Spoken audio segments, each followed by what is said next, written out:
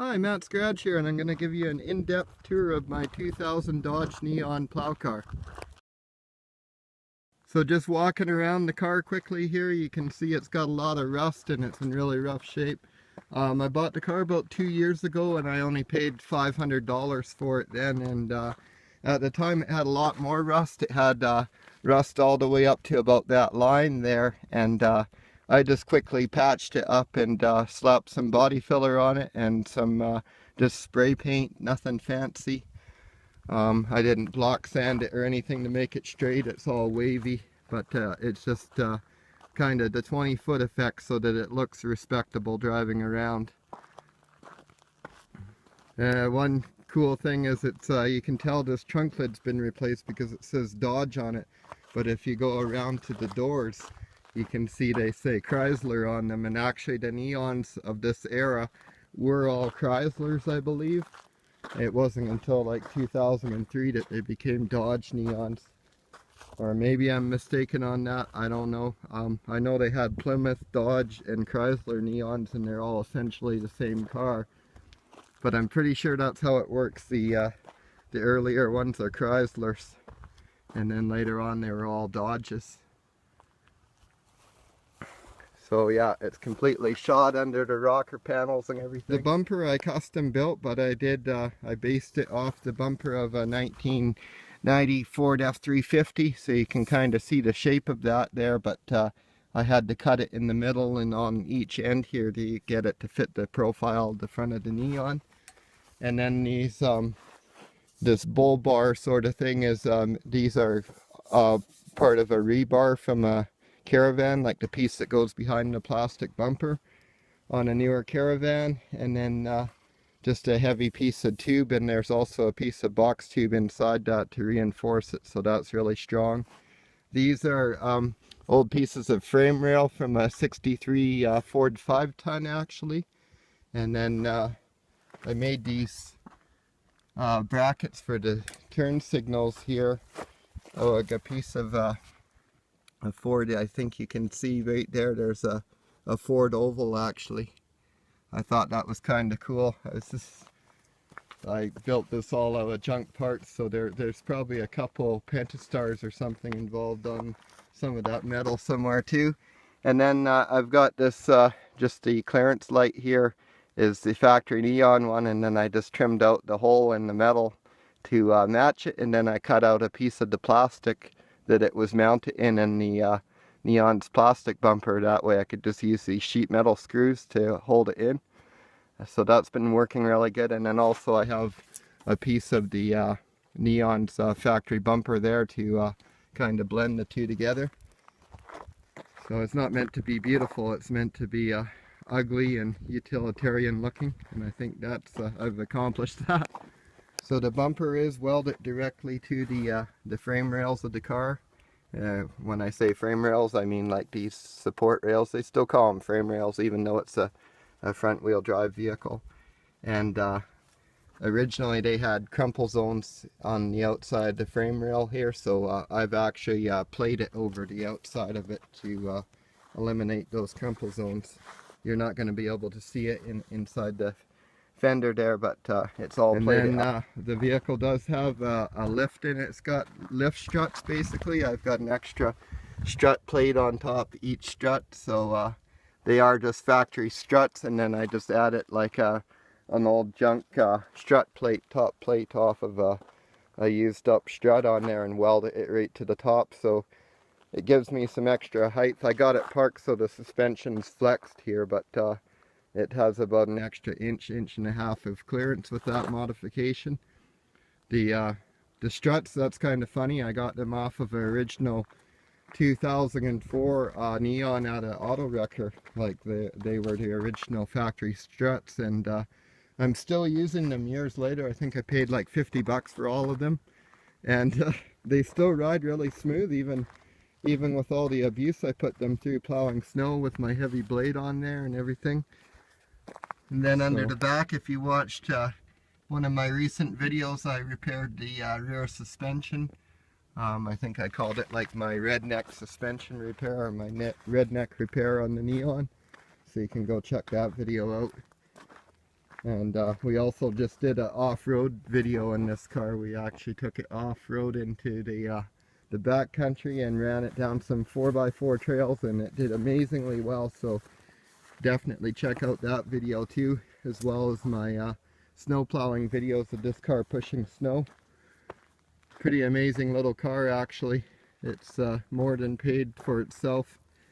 So the engine is all bone stock. It's just a 2-liter single cam engine, originally from a 98 Neon actually. I put it in my other 2000 Neon that I bought with a dead engine, and then when I got this Neon it had really low compression, it was hard starting, and eventually it lost oil pressure. It was still running, but the light was coming on all the time and it sounded horrible. So I ended up scrapping my old Neon to get this engine and put in this car, and now it's got quite a few parts off my old Neon on it. So it has a 3-speed automatic in it, and that's part of why I bought it actually, because it had an automatic and it had a good one. The 3 speeds are supposed to be a bit stronger than the 4 speeds from what I understand, and for plowing that's what I wanted.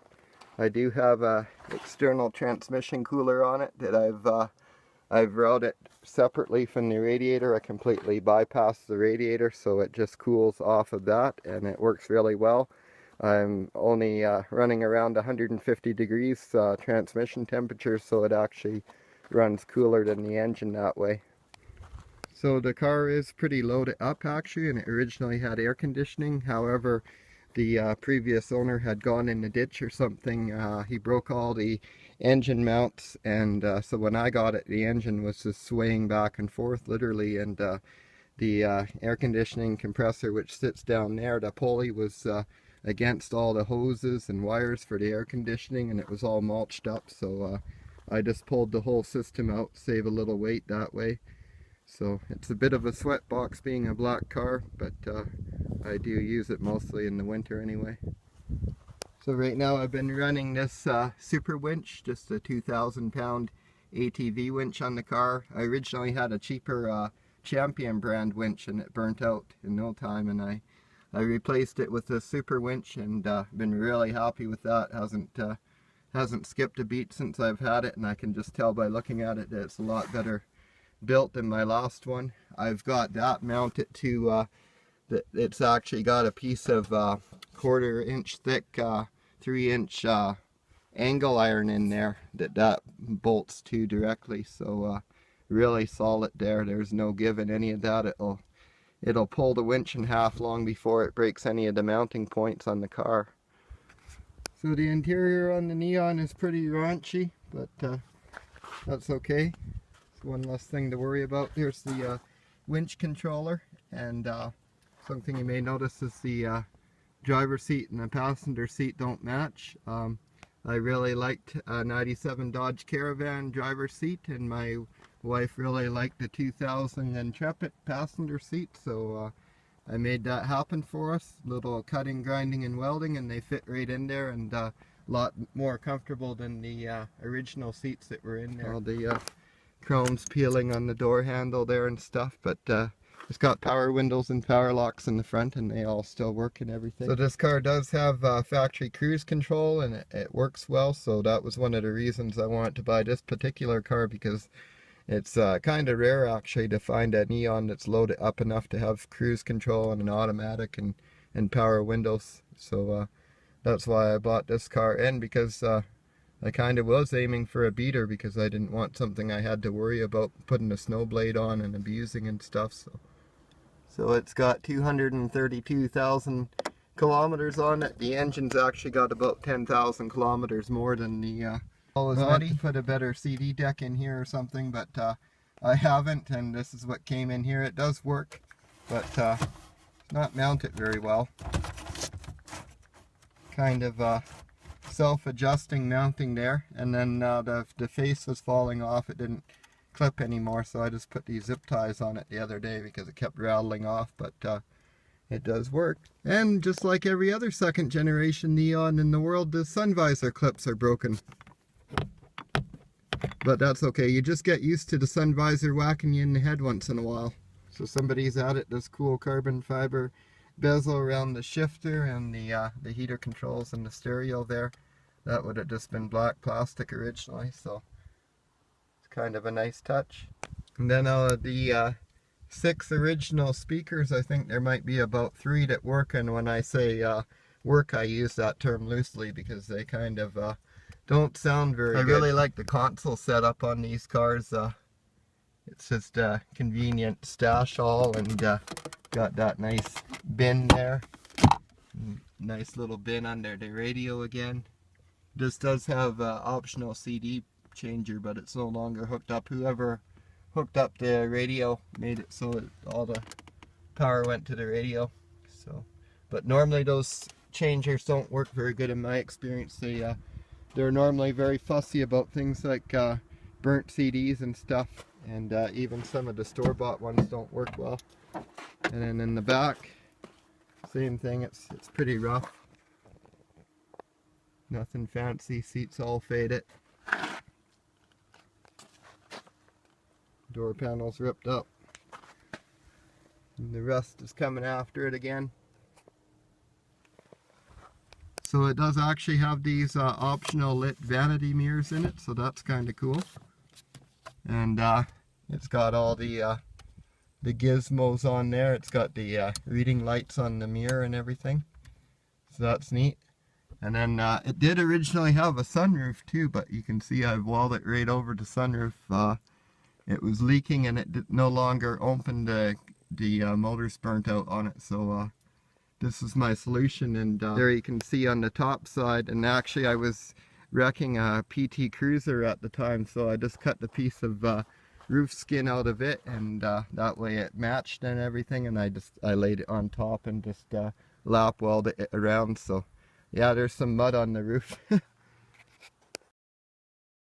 I think I spent about 11 hours start to finish on that project, which if you're a body man you can appreciate that's pretty quick actually. And then I've never bothered. It didn't have the cover there, it was missing when we got the car, and I've never bothered to put anything up there. I should. It does add a little bit to the interior noise, but whatever. So in the trunk here, and I still have it packed from our off-road trip, so if you haven't seen that video yet, please go check it out. It really is pretty entertaining. We never got to try out these on the off-road trip, so we're definitely planning a second trip when it's muddy out, so we can put those traction rings to use. I have a separate video on them as well if you're interested in how they work and go on the car and everything. I've hauled a lot of big loads with this car. I've had 3 Chevy truck transmissions, like they were turbo 350s I believe, in the trunk of this at once. I packed a 4-cylinder engine in the trunk of it before. Engine hoist, like with the seats flipped down. Lumber, I've packed lots of lumber in it before. I've hauled big trucks around, right up to 5-ton trucks with this car before, and I use it to push and pull vehicles around the yard at my shop all the time. So you can see I've got these 3 studs. These are factory neon studs, and they're plated and welded into the wheel, and that's what holds the traction rings to the wheel. Another small modification I've done to this car is I've removed the sway bars, the factory sway bars on both ends. This gives it better articulation when you're going over rough terrain. Sorry, I did have to move the car where I was originally shooting. They started grading the road beside me, so I ended up having to move locations. So no longer have it in the suspension flex position, so you can see the ride height there. Second gen neons, they gotta have a spoiler, am I right? My first one actually didn't have that trunk spoiler on it, and I went out and found one and added to it. Even though it was a beater, I just had to have a spoiler. They don't look right without it to me. Yes, I know it doesn't do anything to improve the performance, but I just think it improves the look. So I do use a lot of used parts and stuff on this neon to keep it running really cheaply. So here's an example. I used this old wiper blade that was too long, so I just cut it off and put a zip tie on the end to hold it together again. So I do get a lot of attention when I drive this car on the road. It's kind of neat. I've even had people yell out their window at me things like nice bumper and stuff like that. So everybody turns and looks at it. it's a attention getter for sure. You might be thinking the car's not very nice to drive, but it is actually pretty nice to drive. None of the modifications I've made to it have really affected drivability at all. In fact, I like the additional ride height. Just sitting up a little bit is nice, and my custom seats actually make it a lot more comfortable and nicer to drive. Even removing the sway bars has dramatically improved the ride quality, like the softness of the ride, and it hasn't substantially added to the body roll either. It still handles pretty nicely. And I actually just I really like these cars, the 2000 to 2005 Neons. I've owned 3 of them, and they're highly underrated cars in my opinion. If you just do a few basic maintenance items on them, like the timing belt and water pump, they'll take very good care of you.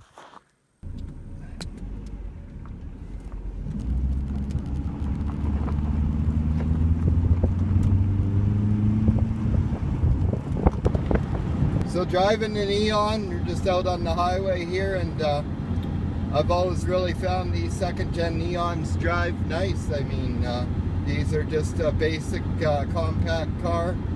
They were like the entry-level car at the time for Dodge, and I think they were pretty great cars considering. I mean, I kind of compare these cars to a Ford Taurus almost. They're about that nice, and as you can hear, there's no squeaks or rattles. It's nice and smooth, no vibrations, and this car gets beat around a lot. I mean, I plow snow with this car all last winter. It was pushing snow and doing the work of a pickup truck, so.